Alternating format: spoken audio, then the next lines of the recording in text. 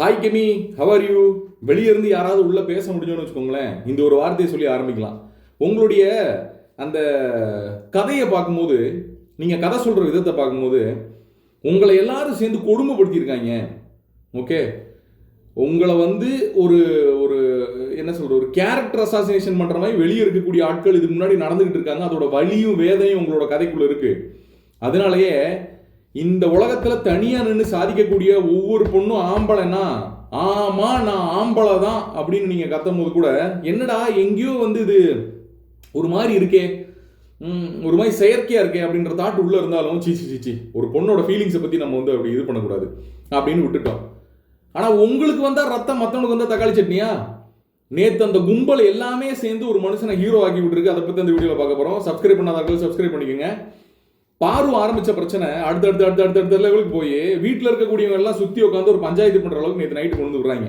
Live open பண்ணால் எல்லாரும் உட்காந்து பஞ்சாயத்து பண்ணிட்டு இருக்காங்க. வாட்டர்மெலன் ஸ்டார் இருக்காரு, பாரு எந்திரிச்சு தனியாக நின்று இருக்காங்க. இந்த சைடு சுபிக்ஷாவை கேள்வி எழுப்பிட்டு இருக்காங்க.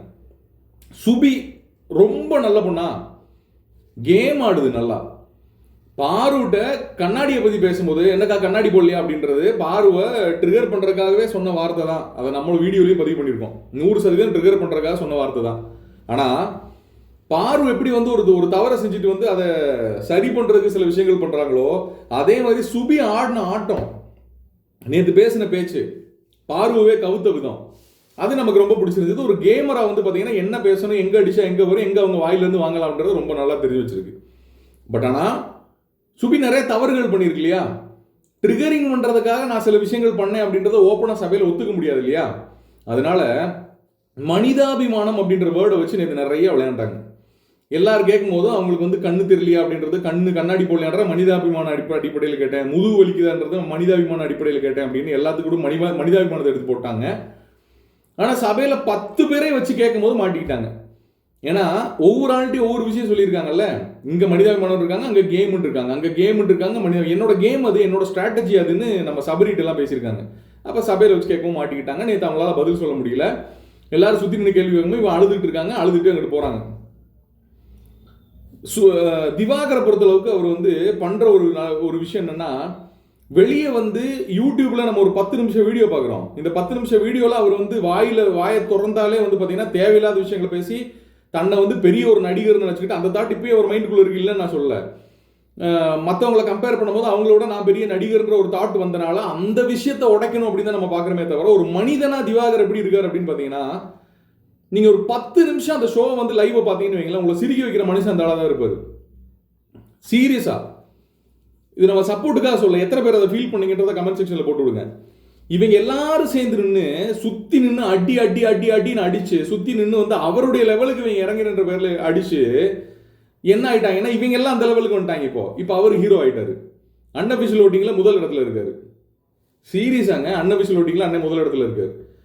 ஸோ திவாகருக்கு இந்த சப்போர்ட் வரக்கு மெயினான காரணம் அங்கே இருக்கக்கூடிய கண்டஸ்டன்ட், திவாகர்கிட்ட சண்டை போடக்கூடிய கண்டஸ்டன்ட்லாம் ஒன்று சம்மந்தம் இல்லாமல் சண்டை போடுறாங்க, சம்மந்தம் இல்லாமல் வாய்ஸ் ரைஸ் பண்ணுறாங்க, அவர்கிட்ட மட்டும்தான் வாய்ஸ் ரைஸ் பண்றாங்க, வேற யார்கிட்டயும் வாய் பேச மாட்டாங்க. இதெல்லாம் மக்கள் பாக்குறாங்க. அப்படிங்கிறதுனால எதுக்கு சம்பந்தம் இல்லாம திவாகர்கிட்ட போய் இது பண்றாங்க அப்படின்னு திவாகருக்கு ஓட்டு விழுது.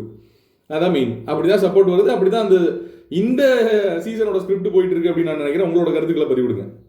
இப்போ நேற்று இருந்து நடந்துகிட்டு இருக்க ஒரு விஷயம் தான், வாட்டர்மெலன் ஸ்டார் அப்படின்றது வெளியிருந்து உருவாகலையோ நம்ம தெரியல. பிக் பாஸ் வீட்டுக்குள்ள அந்த ஒரு வாரத்தில் நீங்க ஒரு ஸ்டாரா மாறி இருக்கீங்க அப்படின்றத உண்மை. திவாகர் பொறுத்தளவுக்கு நீங்க உங்களை வந்து ரொம்ப சீரியஸான ஒரு ஆளா யாராலையும் என்ஜாய் பண்ண முடியாது.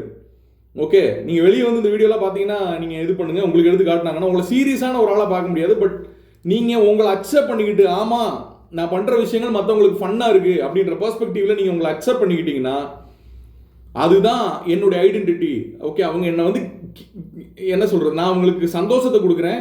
பட் அவங்க வந்து என்னை வந்து ரொம்ப ஒரு விளையாட்டு பொருள் மாதிரி, விளையாட்டு க்யூட்டான ஒரு காமெடி பீஸ், கியூட்டான காமெடி பீஸ், நான் நெகட்டிவாக சொல்ல, அந்த மாதிரி தான் பார்க்குறாங்கன்ற ரியாலிட்டியை உணர்ந்துக்கிட்டு நீங்கள் அதை உங்களோட கேரியராக மாற்றிக்கிட்டீங்க அப்படின்னா சூப்பராக இருக்குன்றது என் கருத்து.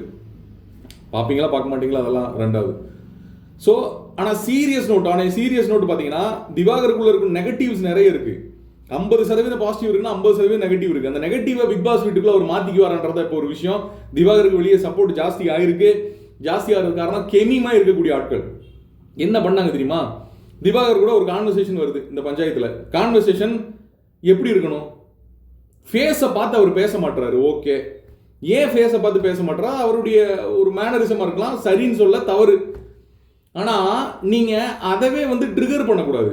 கையை பின்னாடி கட்டிக்கிட்டு நெஞ்சு அப்படி நிமித்திக்கிட்டு அவர் முன்னாடி போனீங்க அப்படின்னா அவர் கீழே பார்த்து பேசுகிறாரு. இப்படி யார் உங்களை நேராக பார்த்து பேச முடியும்? நீங்கள் கண்ணை பார்த்து பேசுங்கன்றீங்க, அவரால் கண்ணை பார்த்து பேச முடியல. பிடிக்காத ஆட்களை கண்ணை பார்த்து பேச மாட்டேன்னு சொல்கிறாங்க.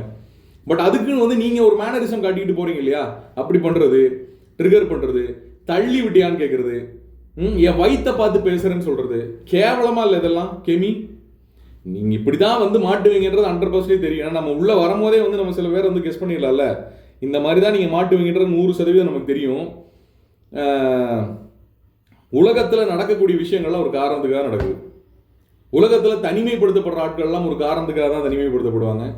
ஒரு காரணம் இல்லாமல் இந்த உலகம் உங்களை தனிமைப்படுத்தாது. உங்கள் குடும்பம் உங்களை தனிமைப்படுத்தலாம். ஒரு காரணமும் இல்லாமல் இந்த உலகமே என்ன தனிமைப்படுத்திடுச்சு, இந்த உலகத்தில் யாருமே எனக்கு இல்லை அப்படின்னு ஒருத்தவங்க சொல்கிறாங்கன்னா ஏதோ ஒரு சின்ன விஷயம் அவங்ககிட்ட அவங்களே மாற்றிக்க வேண்டியிருக்குன்றது என்னுடைய கருத்து. அந்த கேரக்டரில் கெமி பண்ண விஷயங்கள் ரொம்ப நெகட்டிவாக ப்ரொஜெக்ட் ஆகிட்டு இருக்கு. கெமி பண்ணது தவறுன்னு நான் நினைக்கிறேன். உங்களோட கருத்துக்களை பதிவிடுங்க. இன்னொரு வீடியோவில் சந்திக்கலாம்.